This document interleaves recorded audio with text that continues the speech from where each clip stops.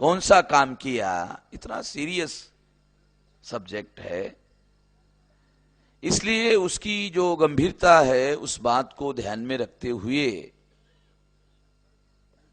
हम अपने कार्यकर्ताओं को भविष्य में, अगर हम अपनी आजादी का आंदोलन चला रहे हैं, तो मैं ऐसे मानता हूं कि दुनिया में जहां भी आजादी का आंदोलन शुरू हुआ वो कम और अधिक समय में उसका एंड होता है। अगर आजादी के आंदोलन का एंड होता है तो इसका मतलब आजादी मिलेगी तो आंदोलन आजादी का एंड होता है।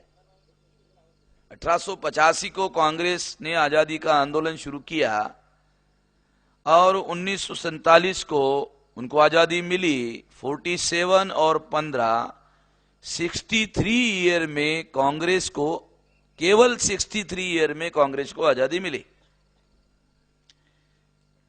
जो 3% ब्राह्मणों का और बनिया और उन लोगों को मिला दिया जाए, 10-15% लोगों का आंदोलन, अगर वो 63 ईयर में सफल हो सकते हैं तो हम भी यकीन कर सकते हैं कि कुछ समय लगेगा, कुछ साल लगेगा, अगर हम इसी तरह से मार्च ऑन करते रहे तो हम भी सफल हो जाएंगे।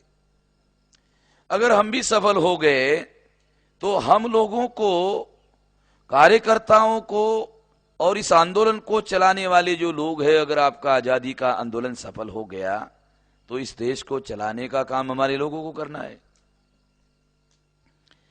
अगर इस देश को चलाने का काम हमारे लोगों को करना है तो ये जानना, ये समझना बहुत जरूरी है। वो इसलिए जानना और समझना जरूरी है क्योंकि अगर आप लोग इसको भविष्य में चलाने की जिम्मेदारी का निर्वहन करना चाहते हैं तो आप लोगों को ये फॉर्म ऑफ द गवर्नेंस जो है, इसके बारे में आप लोगों को जानकारी चाहिए, हमारे लोगों के पास जानकारी चाहिए। क्योंकि भविष्य में आपको अगर आजादी मिली तो बाबा साहब अंबेडकर जो संविधान बनाना चाहते थे वो पूरी तरह से बना नहीं पाए, वो चीजें भी आप लोगों को बनानी पड़ेगी। वर्तमान संविधान मूल निवासियों की संपूर्ण जो आकांक्षा है, हो सकता है ये संपूर्ण आकांक्षा पूरी करने के लिए पर्याप्त ना हो, तो उसमें इस तरह का परिवर्तन करना होगा। और भविष्य की बात को ध्यान में रखते हुए, क्योंकि बाबा साहब अंबेडकर ने तो ये संविधान में संशोधन का जो प्रोविजन है उसका उपयोग किया जा सकता है, और उसको लिए उन्होंने जो भाषण दिया था उसमें उन्होंने ये कहा कि संशोधन करने का अधिकार क्यों दिया जा सकता है, दिया जाना चाहिए। तो उसका समर्थन करने के लिए उन्होंने एक सेंटेंस का उपयोग किया कि मृत व्यक्ति जिंदा लोगों पर राज नहीं कर सकते, जिंदा लोगों पर, जिंदा लोगों को ही राज करना चाहिए। एक बहुत महत्वपूर्ण बात उन्होंने कही थी कि मृत व्यक्ति जिंदा लोगों पर राज नहीं कर सकते। तो इसका मतलब यह है कि जो जिंदा लोग हैं वो अपनी आवश्यकता के अनुसार अपनी व्यवस्था का निर्माण करे, ये उसका मतलब है। इसके लिए संविधान में संशोधन करने की जो व्यवस्था है वो उपलब्ध है। तो इतनी सारी गंभीरता को ध्यान में रखते हुए हम लोगों को इस विषय पर डिस्कशन और डिबेट करना जरूरी है। 26 जनवरी 1950 को संविधान लागू हुआ और संविधान ने फॉर्म ऑफ द गवर्नेंस, ये जो गवर्नेंस है उसका जो फॉर्म है वो parliamentary form of the governance जो है उसको स्वीकार किया।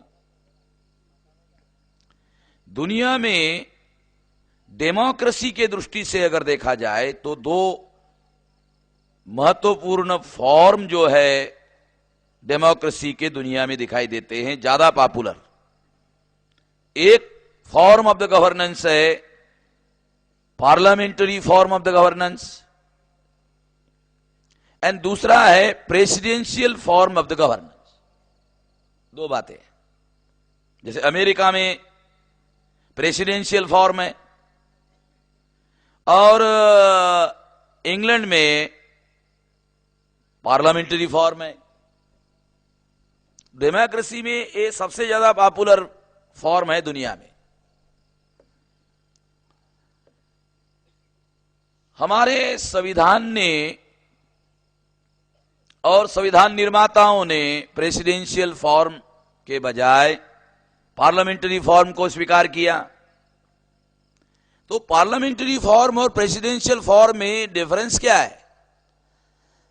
प्रेसिडेंशियल फॉर्म में स्टेबिलिटी होती है। एक बार राष्ट्रपति चुनकर आया, अगर 5 साल के लिए आया या 6 साल के लिए आया, तो 6 साल तक उसको किसी भी स्थिति में हटाया नहीं जा सकता, अगर एबनॉर्मल सिचुएशन ना हो तो। प्रेसिडेंशियल फॉर्म में स्टेबिलिटी, इसकी विशेषता है स्टेबिलिटी। इसमें आपको स्टेबिलिटी मिलती है। अगर वो प्रेसिडेंट जनता के विरोध में काम कर रहा है तो भी स्टेबिलिटी, ये उसकी खामी है। मगर स्टेबिलिटी जो है, जैसे हमारे देश में बार बार गवर्नमेंट अगर गिरती है, फिर चुनाव होता है, गिरती है, तो अस्थिरता, ये जो पार्लियामेंट्री फॉर्म ऑफ गवर्नेंस है, इसकी विशेषता क्या है? इसकी विशेषता है accountability. Presidential form of governance की विशेषता है स्टेबिलिटी, और पार्लियामेंट्री फॉर्म ऑफ गवर्नेंस की विशेषता क्या है? अकाउंटेबिलिटी। ये पार्लियामेंट में अगर सरकार के पास बहुमत है, इसलिए उन्होंने सरकार बनाई, बहुमत से सरकार बनती है, मगर केवल बहुमत से सरकार चलती नहीं है। सरकार चलने के लिए जनहित के काम करने पड़ते हैं। अगर असंतोष डेवलप हो गया, असंतोष डेवलप होने की वजह से अगर समर्थन करने वाले दलों ने अपना समर्थन विड्रॉ कर दिया, तो 5 साल पूरे किए बगैर ही वो सरकार गिर जाती है।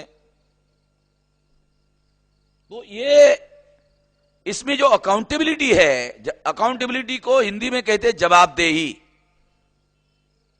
तो ये जो जवाबदेही है, ये पार्लियामेंट्री फॉर्म ऑफ गवर्नेंस में ये जवाबदेही इतनी ज्यादा महत्वपूर्ण है कि सरकार गिर भी सकती है, गिरती है, गिरी हुई है।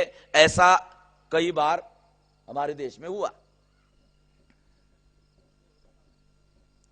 तो एक प्रेसिडेंशियल फॉर्म में स्टेबिलिटी विशेषता है और पार्लियामेंट्री फॉर्म में अकाउंटेबिलिटी, जवाबदेही महत्वपूर्ण है। संविधान निर्माताओं ने अकाउंटेबिलिटी को ज्यादा इंपॉर्टेंट दिया बनिस्बत स्टेबिलिटी को, और इस तरह से पार्लियामेंट्री फॉर्म को स्वीकार किया गया। पार्लियामेंट्री फॉर्म में एक और महत्वपूर्ण बात होती है, एक दल सरकार चलाता है और दूसरा जो दल है वो विरोधी पार्टी की भूमिका का निर्वहन करता है।